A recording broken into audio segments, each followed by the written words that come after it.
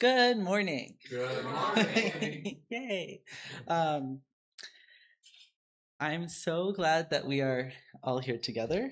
So welcome to Metro East Unitarian Universalist Congregation, and greetings to those who are joining us remotely. This is a welcoming religious community. Do we know what that means? Yes, no, yes. For those of you who are still figuring that out or new, this means that no matter what you believe or don't believe, however you consider what family is or what beloved community is, we welcome you. And I'm so glad that you are here. I am Eden Johnson, the Ministerial Fellow, and my pronouns are he, they, and I'm delighted to welcome you all here today. It is so good to be here, whether new friends, longtime members, or returning folks, and I hope that you will take the time in our coffee hour to reach out to someone new. We welcome everyone to this home of comfort, spirit, justice, and hope. We are Unitarian Universalists.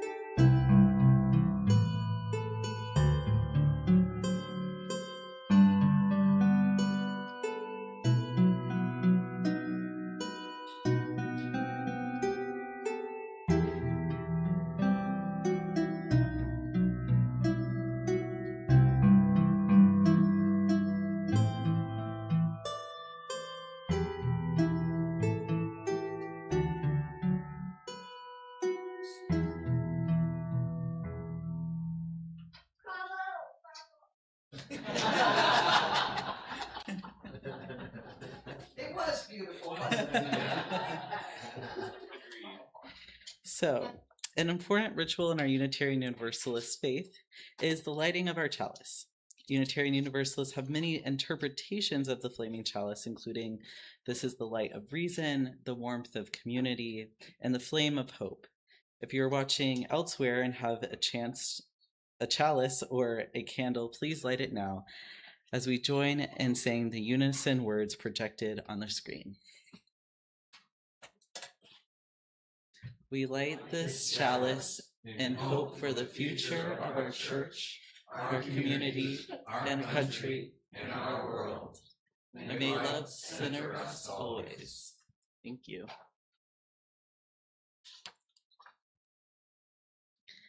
Now, will you join me in a moment of prayer, meditation, or mindfulness?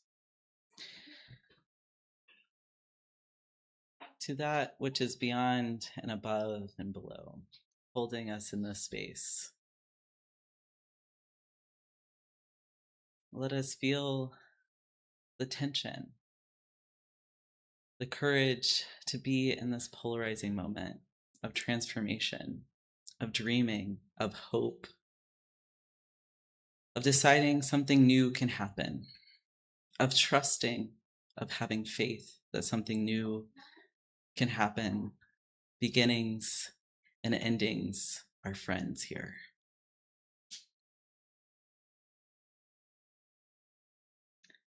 May this be true for us today. Amen and blessed be. I invite you to now take a moment to greet someone you know or don't know as well this morning and make a new connection. And then we will begin singing our first hymn. The crafting room is back here.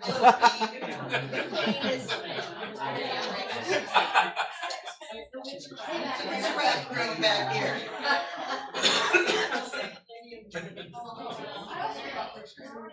See, it's the knitting corner. We're Oh my good. gosh.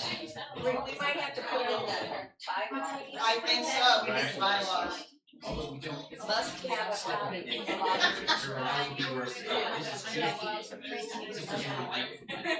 We're all crafting away here. It's all good. You're not. Yeah, random. Anything. I will invite you to stand in body or in spirit to sing our next hymn. So let us rise together.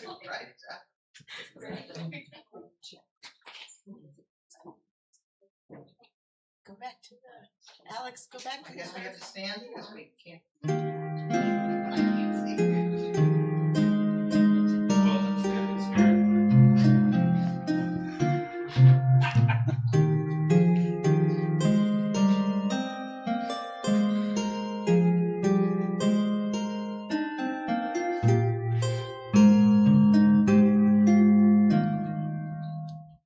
Gathered here to celebrate my spirit's burning low.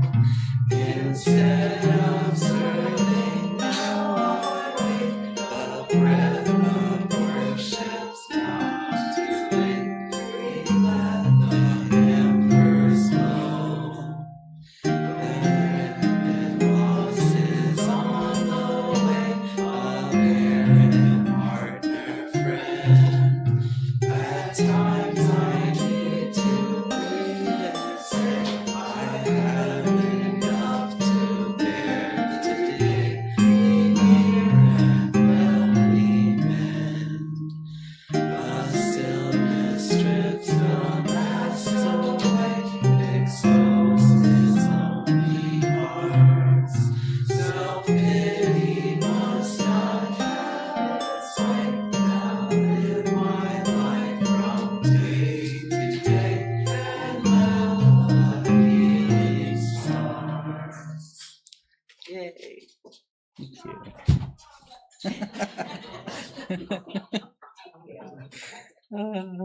I love that.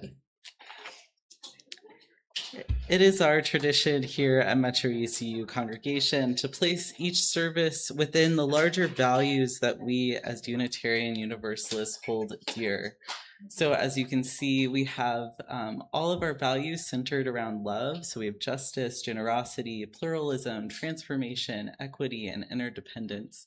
Today, we're highlighting the value of transformation. And I want you to think about this term, to be a people who value transformation, to value something in one way becoming something new, as we are thinking about how to be a people who hold on to hope, who hold on to a sense that something new is possible. I want you to think about the times of transformation in your own life. Maybe it was an educational journey for you, that you chose a career, you chose a job, and this was the way that you made sense of the world, made sense of yourself. Maybe it was a change in status of becoming married, or maybe becoming a parent. This is a way of transformation of something was different now than it was before. But what exactly is it? It's hard to say. It's a new way. And thinking of those times and being gentle with transformation, because it can be messy. We are a people who value the process, that this is not already decided. How we arrive, how we look back on what we've done or who we've become, is a journey in itself. It's not predetermined, and we get to be a part of that messiness, of addressing those things that are a little new. Like I get the image of like a baby calf like trying to walk for the first time. It's that energy, it's that kind of softness, gentleness that we can have about what it means to to dream at this point of time in our congregation, but also as a people in our world. This value can be a rooting, a place of grounding, that this is something that our ancestors, our UU folk have grounded and rooted into, that it's okay that not everything is known. Not everything needs to be known as we arrive to the next horizon. So that's what I'll say about transformation. Now I will read. We are visiting our wisdom tradition in the Hebrew Bible.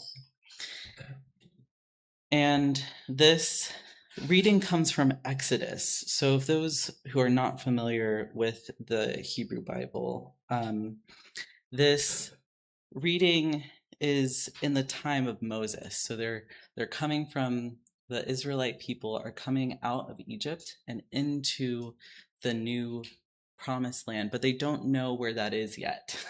They're still trying to figure it out. So we journey along with them. I heard my mother, she said We still, yeah. So, wow, apt.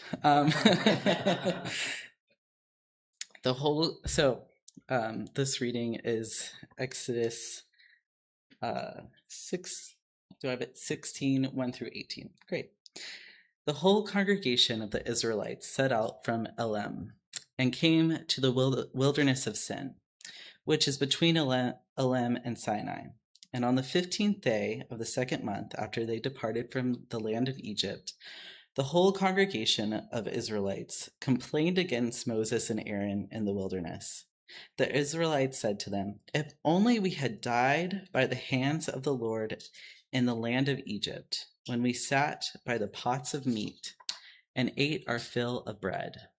For you have brought us out into this wilderness to kill this whole assembly with hunger."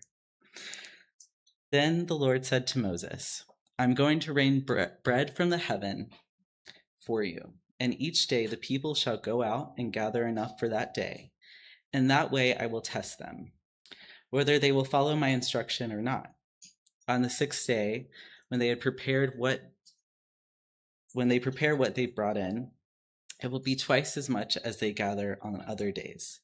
So Moses and Aaron said to the Israelites, "In the evening you shall know that it was the Lord who brought you out of the land of Egypt, and in the morning you shall see the glory of the Lord, because he has heard your complaining against the Lord. For what that you are complaining against us?" And Moses said, "When the Lord gives you meat to eat in the evening, and your fill of bread in the morning, because the Lord has heard the complaining that you uttered against him, what are we? Your complaining is not against us, but the Lord." Then Moses said to Aaron, "Say to the whole congregation of Israelites, 'Draw near to the Lord, for he has heard your complaining.'" And as Aaron spoke to the whole congregation of Israelites, they looked towards the wilderness, and the glory of the Lord appeared in the cloud. The Lord spoke to Moses, "I have heard the complaining of the Israelites. Say to them, 'At twilight you shall eat meat, in the morning you shall have your fill of bread. Then you shall know that I am the Lord your God.'" In the evening quails came up and covered the camp, and in the morning there was a layer of dew across the camp. When the layer of dew lifted, there on the surface of the wilderness was a fine, flaky substance, as fine as frost on the ground. When the Israelites saw it, they said to one another, "What is that?" For they did not know what it was. Moses said to them, "It is bread that the Lord has given you to eat. This is what the Lord has commanded. Gather as much of it as each of you needs, an omer per person according to the number of persons, all providing for those in their own tents." The Israelites did so, some gathering more, some gathering less. But when they measured it with an omer, those who gathered much had nothing left over. Those who gathered little had no storage. They gathered as much as each of them needed. So that is our reading today.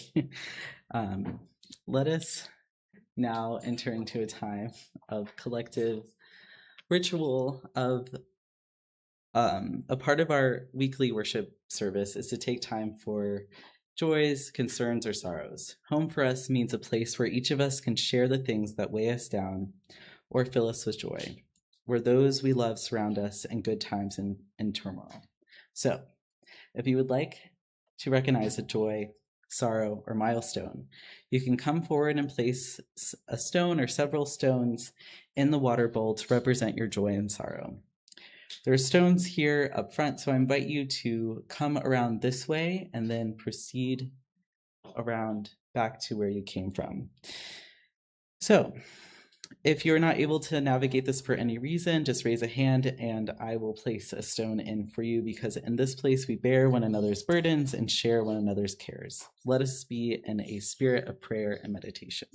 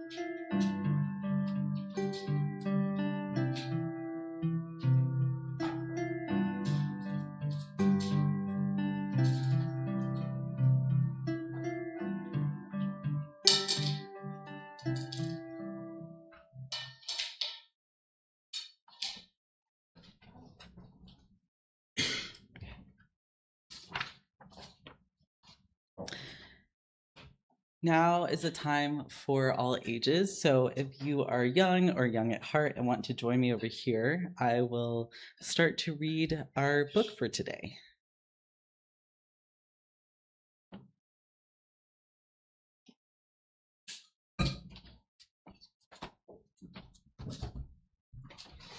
Come on over. I'm ready. Yay. Is it?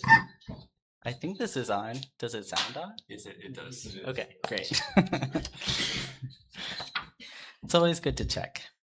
So this is a book, Opening the Road, and this is about Victor Hugo Green. So let's join him on his trip. Victor Hugo Green was tired of hearing no. Victor loved the freedom of driving on the open road. But too often the road was closed to him. It was like this for most Black people in the United States at the time. When he and his wife, Alma, traveled from New York to Virginia to visit family, they risked getting turned away, yelled at, or even hurt. Black motorists were told no food, no vacancy, no bathroom for Black people. White American travelers could stop at any roadside restaurant, hotel, or restroom, but Black Americans had to pack cold food, blankets, and pillows for sleeping in the car, and a make-do toilet. In southern states, Jim Crow laws kept Black and white Americans apart. No drinking from the same water fountain, no walking through the same door, no sitting together, and the separate Black spaces were always second class, if they existed at all.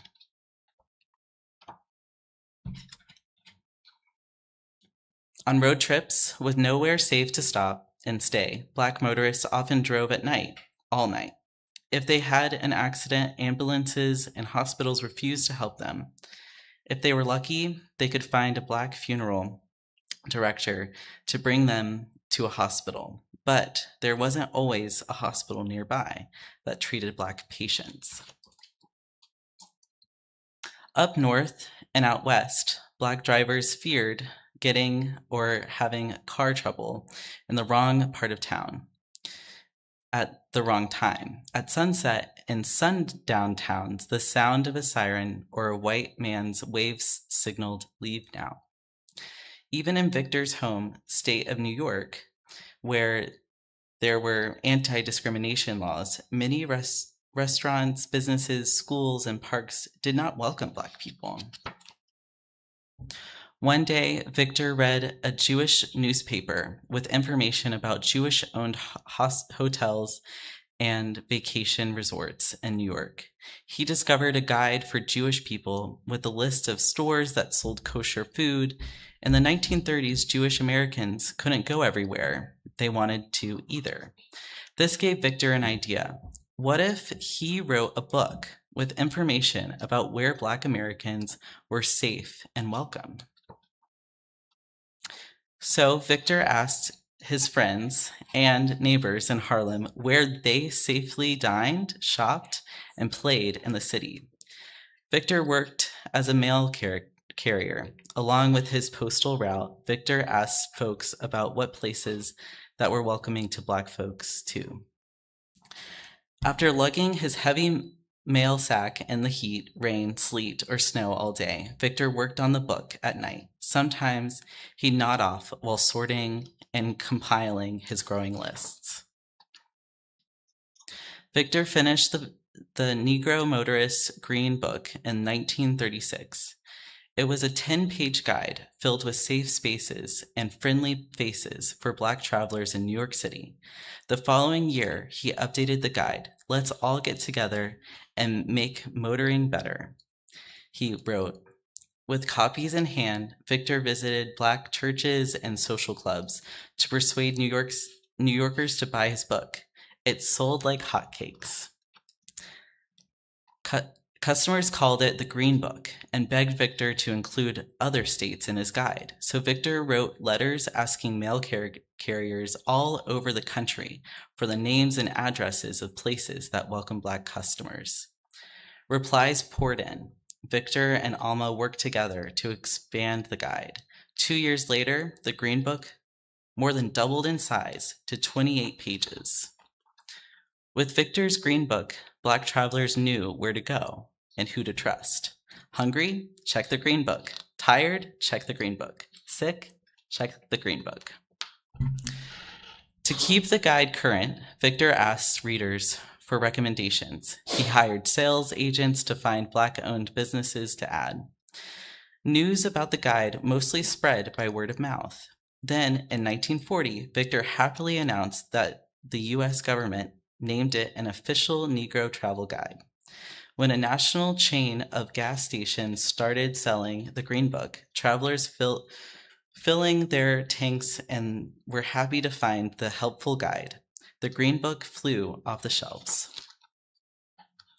In cities with no hotels willing to rent to Black people, some Black female entrepreneurs rented out rooms in their homes. Tourists showed up at all hours of the day or night on strangers' doorsteps. But with a green book, they knew they were arriving somewhere safe. Carry green book with you, Victor urged. You may need it. The Green Book became more than a travel guide. It also helped readers learn about Black achievements and Black history. The guides steered families towards cities with thriving Black communities. It listed colleges that accepted Black students. Even famous Black singers, musicians, movie stars, and athletes used the Green Book. More than 2 million copies of the Green Book were sold. It made it possible for Black families to enjoy vacations. They went hiking in the mountains, swimming on the seashore, and horseback riding in the countryside at businesses run by Black owners. In the 1950s and 60s, Black Americans were also marching, staging sit-ins, and sitting with white allies on segregated buses and at restaurants. They were building a civil rights movement to protest racial inequality. Victor dreamed of a day when Black citizens wouldn't need the Green Book at all, when we as a race will have equal opportunities and privileges in the United States. When some states stopped separating Black and white travelers on trains and on buses and in airports, fewer copies of the Green Book were needed. In 1964, the United States Congress passed a law that made separating people by race illegal. The 1966 and 67 Green Book was the last edition published.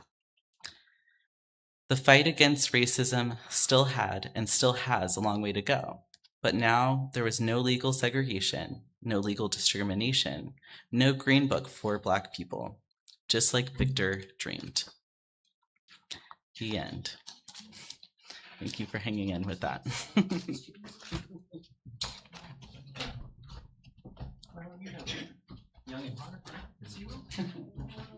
That is totally, you know that.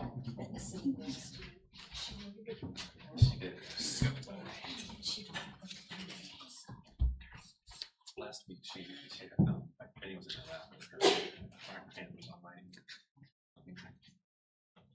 Let us now.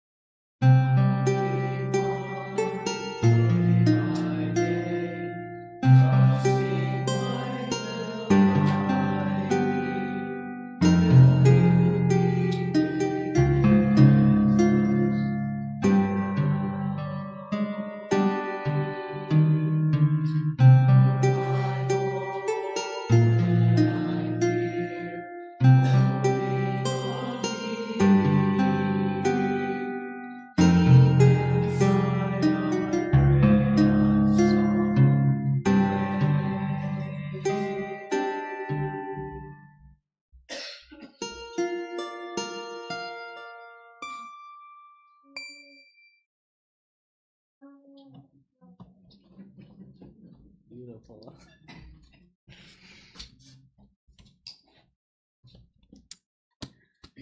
So,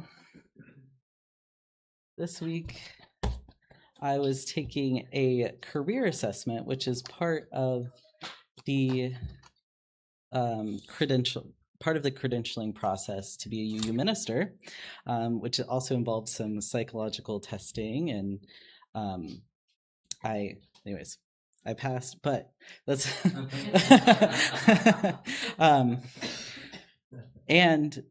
but what my psychologist invited me to do was to write my signature with my left hand, so I'm right-handed, and then to write it with my right hand. And she said that, it was probably easier for you to do it with your right hand, but you could still do it with your left hand. It was just not as strong. And if you had the choice, you'd probably use your right hand. You'd go back to using your right hand if the left hand wasn't working out. And I was like, yes, that's true. And she invited me to think about how, and I invite us to think about how we can try new things, but there's also probably going to be a set thing that we like to do. We're going to want to write with our dominant hand. And it brought me back to this moment of, I know this is the back to school season, and when I was in elementary school, I broke my right hand on the monkey bars one of the first days of school. And I then had to write with my left hand. And my dad, I remember him saying, like, this, you're gonna learn to be ambidextrous, like, and then that was a big word, and then I was like learning. I was like, okay, like maybe this will take off, I guess. But and being able to see it as a learning lesson, even though it also meant that while story time was happening, I was over there still writing and doing my worksheets as the rest of the class had already finished them. And so there was this kind of like, I don't think this is all good. I think this is kind of hard. And I did, my teachers were nice about it and understanding, but it was a struggle to start school that way. And it became, a learning lesson. And I think as you use it, we struggle with what to do with some of this grieving, grumbling, with the tension of not knowing. I think we like to tend to pull on what we have done well and what our ancestors have done well, but sometimes it's important for us to think about, oh, this is a process. This is hard. This is not always easy. As the folks in our reading today in the Hebrew Bible, in Exodus, they were also grumbling and grieving and saying, this is not easy. Moses, have you brought us here to kill us? Like, what are we doing in this desert? There seemed to be no other way, but they knew they couldn't go back. But they did say, I would rather have gone back to the conditions of the Egyptian empire than to be living out here in our own way. And it's hard. It's hard to hear that from this community. But I also think that they were trusting.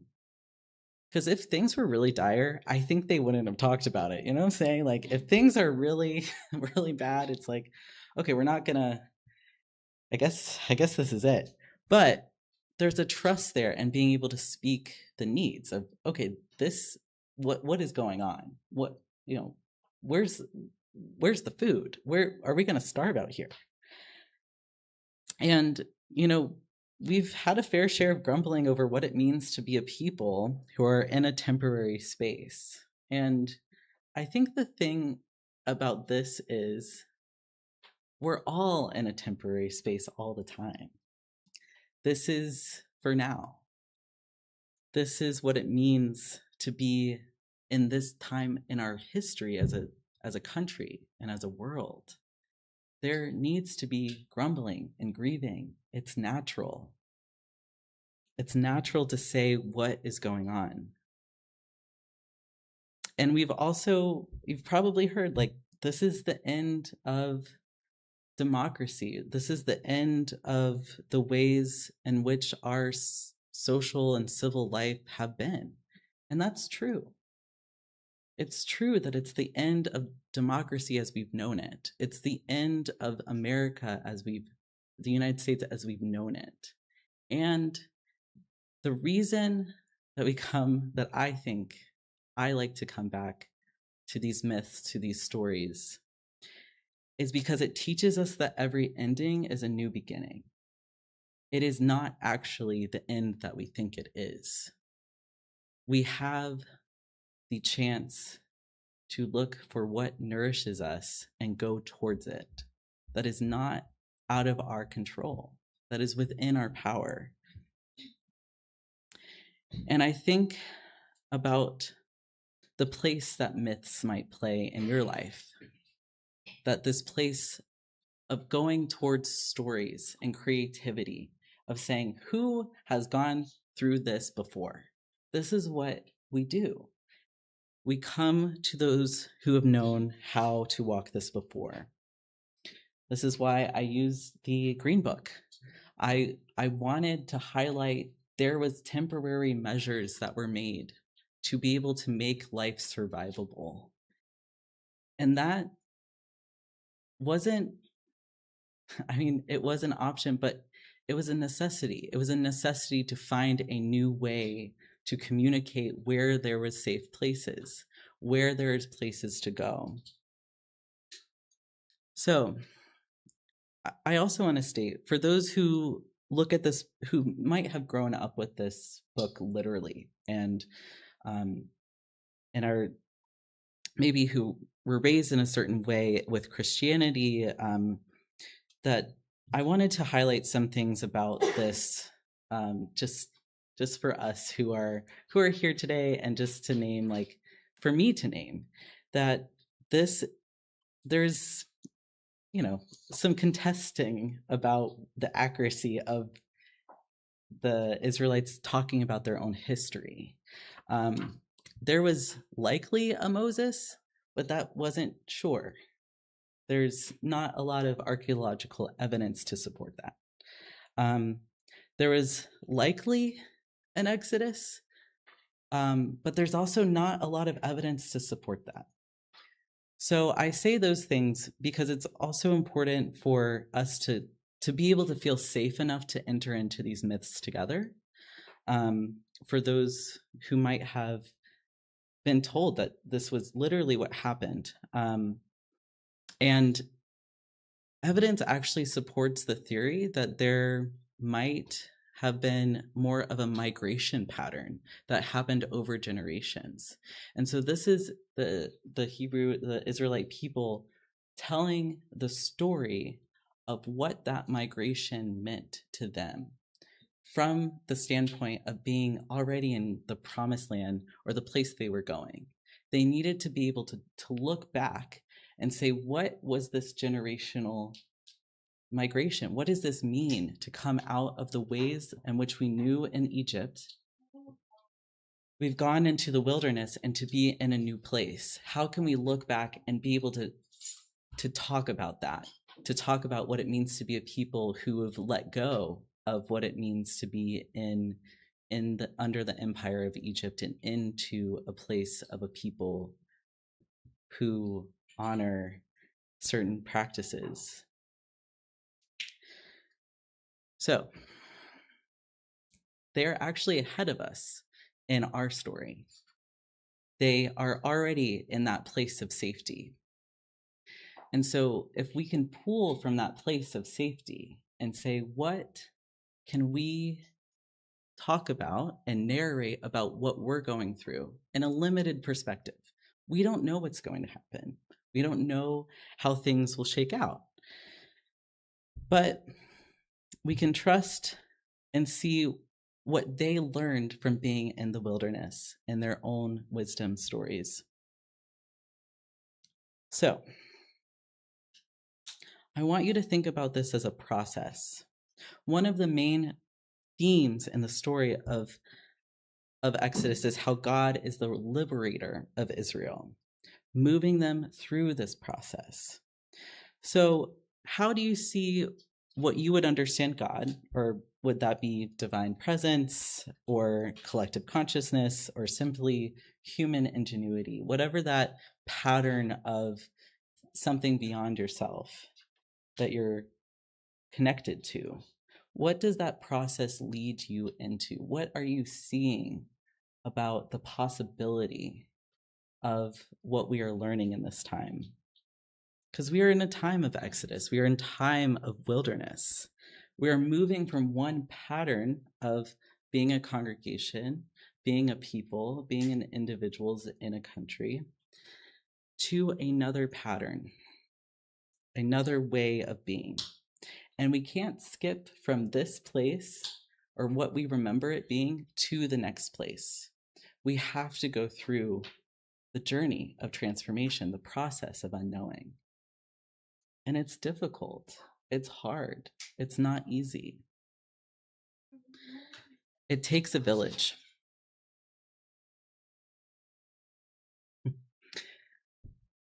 So, what is happening is we're having fraying of our social fabric. More people feel lonely. Technology is also inviting us to live in a different pattern. I know I might seem very young to you, but the breaking of my arm and the needing to use my left hand, I don't think would happen these days in elementary school.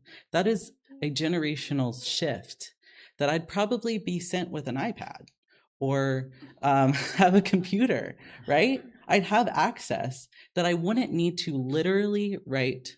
I mean, maybe a teacher would, and that's probably true. You know, I'm not sure, but there's other ways of learning that are literally shaping our generations and shaping the ways that we are learning.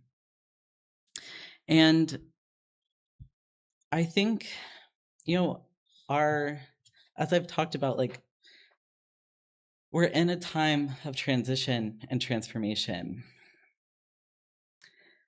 And I want to highlight, like, I can go more into this maybe at another time, but the religious right has been organizing in this country for over 50 years for this moment in our history to occur. It's taken time and it's taken generational power.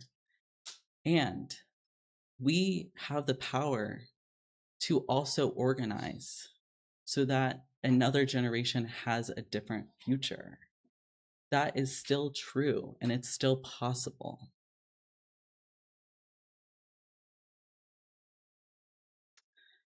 Victor Hugo Green looked at the system he was in and created a balm for his community. We might need to start looking towards what does short-term wellness look like for us as a community, for us as a people, for us as a society, and to start taking those in as we're going to be in this for maybe a while. And there's grief in that. It's not right. It's not fair. And yet it is what it is in this time. It is reality. So, I included in this reading not just the grumbling of the people to Moses and Aaron, but also the promise of manna coming from heaven, right? Did Moses confer with God, with his God, and maybe those who were working on their skills of navigation? Maybe they were looking and saying, oh, I see the horizon change. I see there's dew over here. Let's go over there.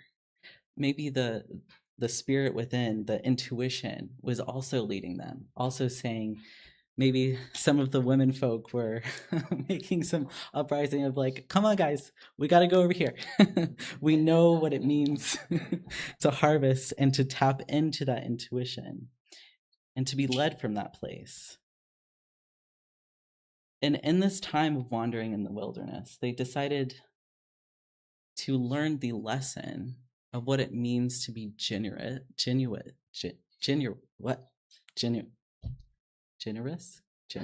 There we go. In the time of such high stakes, where it would be natural to hoard and to take up more than you need. But it's a time of opening, of saying, there's enough. There's enough for us.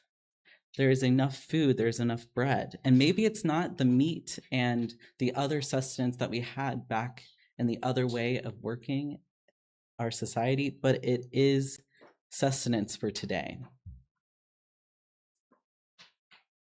And it wasn't that everyone got the same. Everyone got exactly what they needed. And I wonder what it looks like to be a church that does this, that says, this is a time of transformation. This is a time of wilderness. And we want to be a generous people, a people who stand on the side of what is abundant within our community, within our gardens. Literally seeing at our last potluck, seeing folks bring in their extra shares from their gardens and having some produce that was saved. You know, it's those things. It's those little, but also profound and big ways that we're changing the narrative of what it means to consume, to literally enjoy what it means to be a people. So this is the good news. We know what is happening, and so many parts are wrong and feel awkward, and yet we know that another way is possible, because the grief is what is the sign that tells us that something's not right. And when we lean into that, it becomes a portal to deliver us to the thing that we are deciding we want. That's saying, this is not what we need. We need something different. And we're not going to be quiet about it. We're not going to be passive about it, but we're going to step into our power and say, this is who we are. We are a generous people. We are a people of the transformation. We are the people who can stand in the ambiguity of the not yet and still be the kindness, still be the beloved community that we need. And I've seen that. And I love to be able to be a witness to that and to be able to witness to your stories of that. These forms of being in this world matter. I'm so happy to be on this journey with you in the wilderness, in the wandering, in the grumbling, in the grieving, but in the hope that comes. May we now sing our rise in body or spirit to sing our final hymn.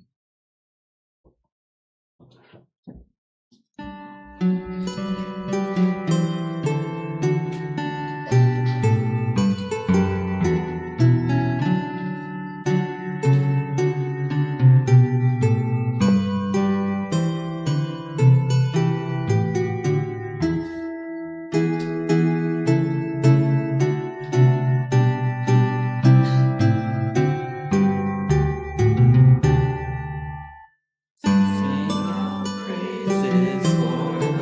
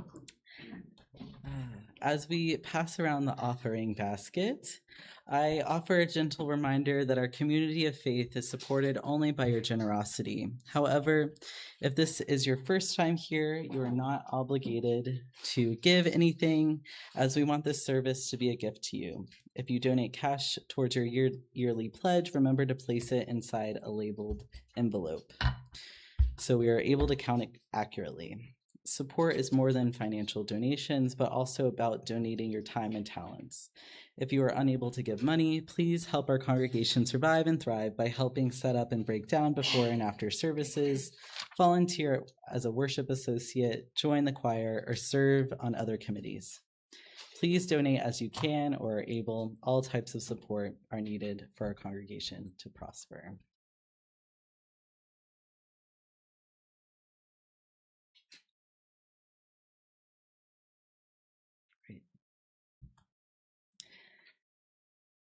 Please join with me in our offering prayer. May this offering equip us to inspire love and seek justice. Okay, next week we are again on our wandering in the wilderness of trying to find a new place to gather. So next Sunday, we will be at St. John's UCC in Collinsville. It'll be at 11 a.m., so feel free. You can sleep in. Great. What? Oh, yeah, this. No coffee hour, but we will be able to explore the building. So their service is from 9:30 to 10:30, so we want to respectfully come. Not maybe, well, you could join their service too, but maybe after. So yeah. I'm just gonna wander around there. No. Oh God. Yes. Yeah. Yeah. Take notes. We do have to break down out there. Yes, we do need to break down out there today. And then in 2 weeks, we'll break down all of everything. So, yes. And then towards the end of the month, we'll have Robin, and then we'll have Jamie. Great.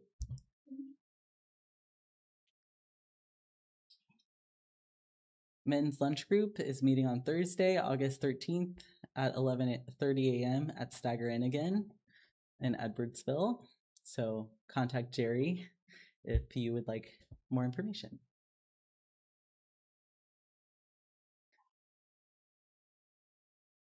So I invite you to join me in reciting a prayer as I extinguish the chalice. May this offering equip us to inspire life through the need cannot be put out. Ooh, we are speakers of the Spirit until we meet again. Thank you. Started reading the wrong one. So, transformation can be unwieldy, can be messy, can be like a broken arm. And yet, it is the place of learning. It is the place where we find our way through. And we don't do it alone, because we can't. We have to do it with each other. May we be that beloved community. Amen and blessed be.